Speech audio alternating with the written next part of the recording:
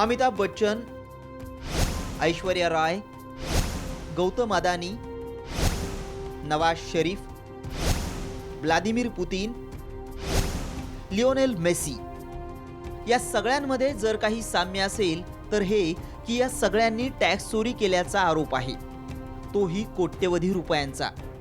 खरं तर याला आरोप म्हणायचं का हाही प्रश्न आहे.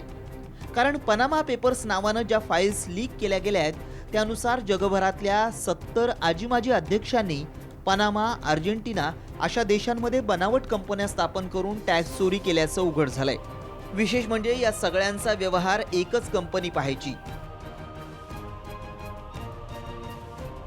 आणि तिचं नाव आहे मोझेक फॉन्सेका. तिचे लाखो पेपर्स लीक झालेत, त्यात हे उघड झालंय. हा पैसा याचा अर्थ असा की ज्या उत्पन्नावर तुम्ही प्राप्तिकर भरत नाही किंवा असा काही पैसा की जो अन्य कोणत्याही मार्गाने, जो अवैध मार्गाने गोळा केला जातो, त्यालाही ब्लॅक मनी असं म्हणतात.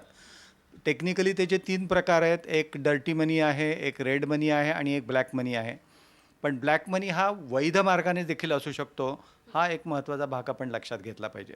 थोडक्यात त्याचा अर्थ असा, ज्या पैशावर, उत्पन्नावर आपण प्राप्तिकर भरला नाही आणि तसेच पैसे आपण वापरतोय, अशा पैशाला आपण काळा पैसा असं म्हणतो. आता हे जे काळा पैसा आपण परदेशात पाठवले जातात त्यावेळेला एक 2-3 डेस्टिनेशन, एक बहामा मार्ग आहे, एक ब्रिटिश व्हर्जिन आयलंड आहे, एक केमन आयलंड आहे की हे टॅक्स हेवन म्हणून संबोधले जातात. इथं गुगलसारख्या कंपन्या अब्जावधी डॉलर्स मिळून देखील ₹1 देखील टॅक्स भरत नाहीत आणि त्यांचा धडा लक्षात घेऊन आपले भारतीय उद्योगपती, सिनेस्टार अशा प्रकारच्या कंपन्या स्थापन करून, वैध नाही आहेत त्या, पण अशा प्रकारच्या कंपन्या स्थापन करून अशा केमन आयलंड किंवा अशा ठिकाणी गुंतवणूक केली जाते, कंपन्या फॉर्म केल्या जातात. पण तुम्हाला एक कदाचित माहीत नसेल, 2004च्या अगोदर अशा प्रकारच्या कंपन्या स्थापन करणं वैधानिक होतं आणि त्यामुळं अशा कंपन्या जर आता कोणी जर स्थापन केल्या असतील तर ते कायद्याच्या दृष्टीने एक गुन्हा आहे. त्याप्रमाणे कायदेशीर कारवाई होईल त्यामध्ये.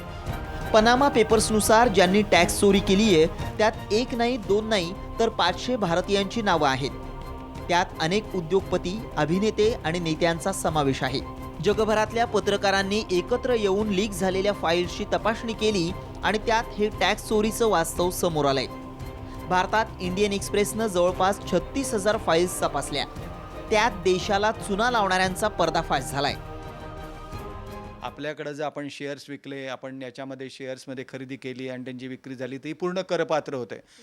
20% त्यांना कर द्यायला लागतो. पण मॉरिशस किंवा सिंगापूर किंवा सायप्रस असे देश आहेत की या ठिकाणी गुंतवलेले पैसे हे पूर्णतः करमुक्त असतात. मग त्या प्रमाणात स्ट्रॅटेजिक तुम्ही जर ठरवली किंवा बहामामध्ये किंवा तुमच्या मॉरिशसमध्ये पैसे कंपनी स्थापन करून तिथं ठेवायची, तिथनं पैसे भारतामध्ये कंपन्यांमध्ये गुंतवायचे, ती इन्व्हेस्टमेंट म्हणून धरली जाईल. परत तुम्ही गेलात तर कंपनीचं नाव बदलायचं, मनुष्य बदलायचे आणि त्याप्रमाणे पुन्हा ब्लॅकचे पैसे पुन्हा त्याच्यामध्ये व्हाईट होऊ शकतात. आणि हे सगळं हवाला ट्रान्झॅक्शनद्वारे होतं. प्रत्यक्षात पैशाचं ट्रान्सफर कधी होत नाही. चलनात येण्यासाठी त्यांना पूर्णतः जी गुंतवणूक असते परदेशातली, फॉरेन डायरेक्ट इन्व्हेस्टमेंट म्हणा किंवा या स्वरूपात म्हणा, किंवा ॲडव्हान्सेस दिले जातात कंपन्यांना, त्यांना कर्ज दिली जातात आणि त्या कर्जाच्या आधारे परत आपल्याकडं तो पैसा भारतामध्ये पुन्हा रिरूट केला जातो. आता तुम्हाला मी जसं सांगितलं ॲग्रिकल्चर इन्कम, प्रत्यक्षात तो काळा पैसा आहे. काळा पैसा आणि आम्ही दाखवताना काय दाखवलं आहे की ॲग्रिकल्चर इन्कम आला आहे. तेवढी जमीन तरी आहे का नाही की 2 लाख कोटी रुपये तयार करण्या एवढी, हा पण एक मोठा प्रश्न त्याच्यामध्ये निर्माण होईल. तर आता प्रत्यक्षात तो ब्लॅक मनी आहे, पण ॲग्रिकल्चर इन्कम दाखवून त्याला वैधानिक स्वरूप देऊन आपण तो पुन्हा चलनामध्ये आणलेला आहे. त्यामुळे हे जे काही प्रकार आहेत, म्हणजे थोडक्यात काय, आपल्या इन्कम टॅक्स ॲक्टमध्ये ज्या काही तरतुदी एक्झम्पशन ऑफ इन्कमच्या संदर्भात आहे त्याच्यामध्ये मोठा बदल करायला पाहिजे की जेणेकरून अशा प्रकारचे जे काही पळवाटा कायद्यामध्ये जे दिसत आहेत त्या पळवाटा थांबवला तर ब्लॅक मनी हे व्हायचं थांबू शकेल.